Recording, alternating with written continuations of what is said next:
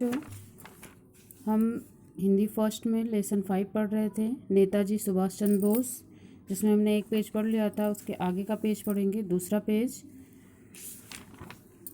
उन्होंने देश में, अर्थात यहाँ पे सुभाष चंद्र बोस जी के बारे में बताया गया था, जो कि अपने देश को स्वतंत्र कराने के लिए क्रांतिकारी रूल अपनाना चाहते थे, जिससे कांग्रेस और गांधी जी उससे उनके विरोध में थे। वो लोग चाहते थे कि हम अहिंसा के द्वारा देश को स्वतंत्र करा लेंगे। आगे, उन्होंने हिंदू मुस्लिम एकता के लिए फॉरवर्ड ब्लॉक की स्थापना की। उनके तीव्र क्रांतिकारी विचारों व कार्यों से त्रस्त होकर अंग्रेज सरकार ने उन्हें जेल भेज दिया। वहां उन्होंने भूख हड़ताल कर दी। इससे देश में अशांति फैल गई। फलतः उन्हें घर पर ही नज़रबंद रखा गया। इसी बीच सुभाष ने यह घोषित कर दिया कि उनका स्वास्थ्य खराब है और डॉक्टरों ने कुछ दिनों के लिए उन्हें विश्राम करने को कहा है, अतः कोई भी उनसे मिलने का प्रयत्न न करे। यदि किसी को कोई बहुत ही आवश्यक कार्य हो तो वह टेलीफोन से बात कर ले। कलकत्ता से भाग निकलने के 8 दिन पूर्व ही उन्होंने अपने संबंधियों को भी कमरे में आने से रोक दिया था।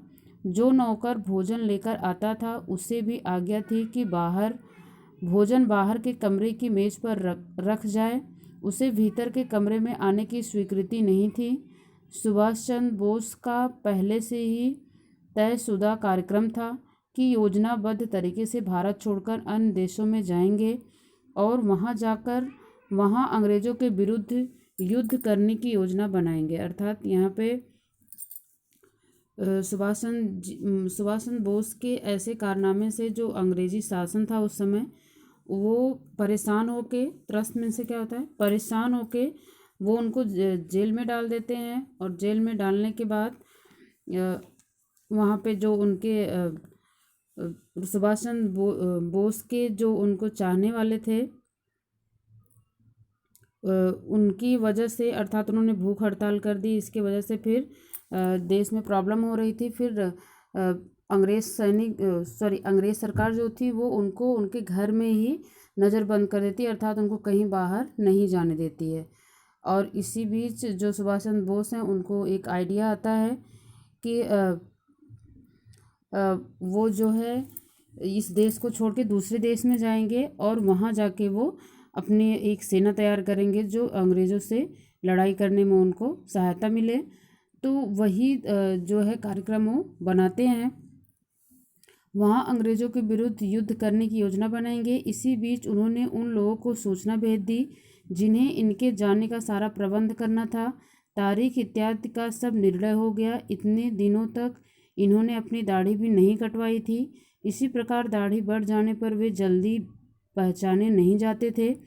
एक दिन मौलवी के बेस में वे घर से बाहर निकले, कोई भी इन्हें पहचान नहीं सका। वे एक मोटर में बैठकर कलकत्ता से 40 मील दूर एक रेलवे स्टेशन पर पहुंचे और पेशावर तक दूसरे दर्जे का टिकट लेकर गाड़ी में बैठ गए। उस रात की यात्रा सकुशल बीती। दूसरे दिन उस डिब्बे में एक फौजी सिख आया।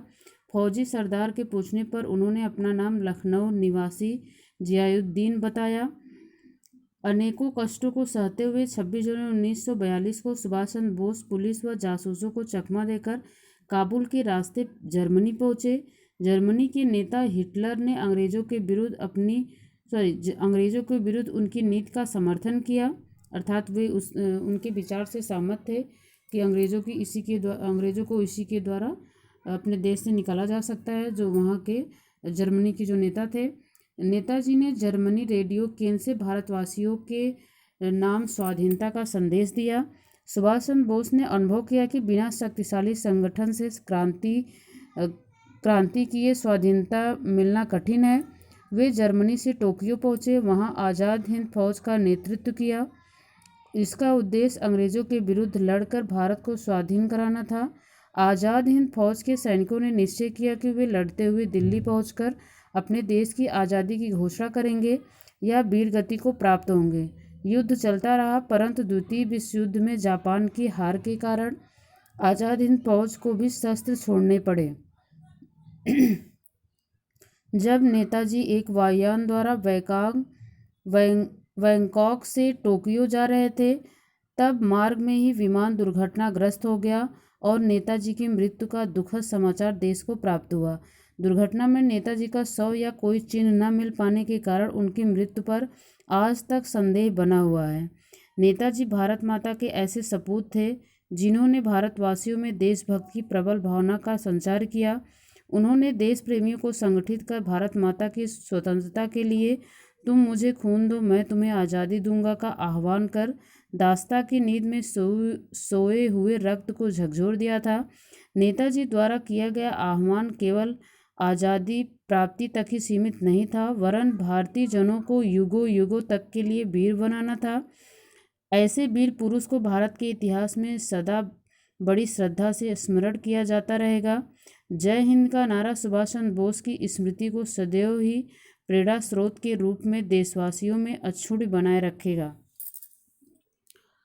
यहाँ पे देखना आपने देखा कि सुभाष चंद्र बोस जी थे, वो जर्मनी जाते हैं और जर्मनी में वो अपनी एक नई सेना तैयार करते हैं अंग्रेज़ों को अपने देश के विरुद्ध लड़ाई करने के लिए। लेकिन वहाँ पे क्या होता है कि वहाँ पे द्वितीय विश्व युद्ध स्टार्ट हो जाता है, जिसमें उनको जहाँ पे वो थे वहाँ से उनको लड़ाई करना था, अर्थात वहाँ पे जर्मनी की तरफ से वो लड़ाई कर रहे थे।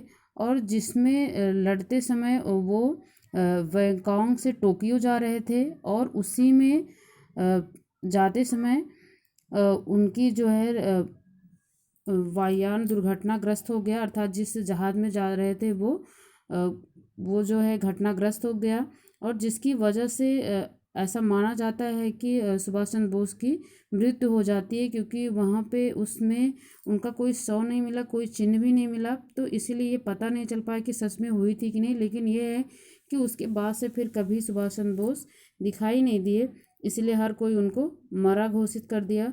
और इसके बाद फिर लेकिन उन्होंने जो अपनी सेना बनाई थी वो उनके अंदर सुभाष चंद्र बोस के जो विचार थे वो पनप चुके थे कि हमें अपने देश भारत को आज़ाद कराना है, और वो किस तरह से आज़ाद कराना है वो सारी चीज़ें उनको पता हो गई थी। और वही उसी का असर है कि आज हम लोग स्वतंत्र हैं।